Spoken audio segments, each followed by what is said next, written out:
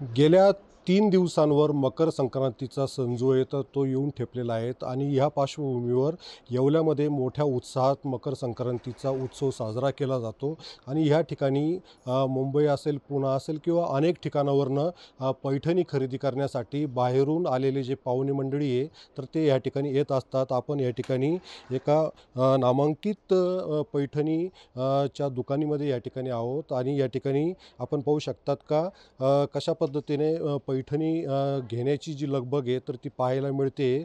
कारण की मकर संक्रांतीचा हा मराठमोळा सण जो आहे तर यासाठी लागणारे ज्या काही पैठणी तर ती घेण्याची लगबग या ठिकाणी पाहायला मिळते। आपण काही ज्या महिला आहेत तर त्यांच्याशी बातचीत करू।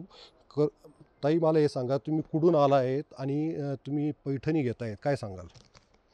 मी मुंबईहून आले आहे। मी येवल्यामध्ये यूट्यूबवरती यांचं व्हिडिओ बघून आलेली आहे आणि यांच्या साड्या पण खूप छान छान असतात, त्यामुळे मी इथे मकर संक्रांत निमित्त साडी घेण्यासाठी पण आले। या ठिकाणी काही महिला आहेत त्यांच्याशी बातचीत करूया। मला सांगा ताई, तुम्ही या ठिकाणी पैठणी घेण्यासाठी आला आहेत, काय सांगाल? आम्ही पुण्यावरून आलेलो आहोत सगळेजण। तर कापसे पैठणी फार फेमस आहे, तर त्यांची क्वालिटी सूत हे खूप चांगलं आहे आणि आधीसुद्धा इथून साड्या घेतलेल्या आहेत, तर त्यासाठी आम्ही पुन्हा इथेच आलेलो आहोत। या ठिकाणी कापसे पैठणीचे जे संचालक आहेत तर त्यांच्याशी आपण बातचीत करणार आहोत। मला हे सांगा दाजी, की तुम्ही या ठिकाणी कसा प्रतिसाद मिळतोय पैठणीसाठी आणि काय सांगाल? नमस्कार। प्रथमशी नवीन वर्ष आणि मकर संक्रांतीच्या सर्व ग्राहकांना कापसे उद्योग समूहाकडून शुभेच्छा। आणि आता नवीन वर्षामध्ये जानेवारीनंतर डिसेंबर नंतर जानेवारी, फेब्रुवारी आणि मार्चमध्ये बहुतांश लग्नाची तीच दाट असल्यामुळे आणि मकर संक्रांत आल्यामुळे ह्या 15 दिवसापासून मोठ्या प्रमाणात बाहेरून येणारा ग्राहक वळाला आहे आणि त्यांना येवल्याची हँडलूमची पैठणी विशेषतः जास्त करून आवडते।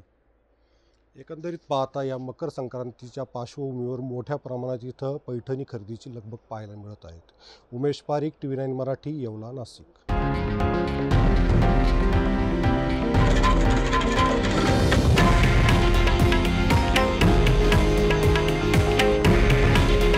हे आहे देशातील नंबर 1 न्यूज नेटवर्क आणि आपण पाहत आहात TV9 मराठी। काळजी तुमची, हित महाराष्ट्राचं।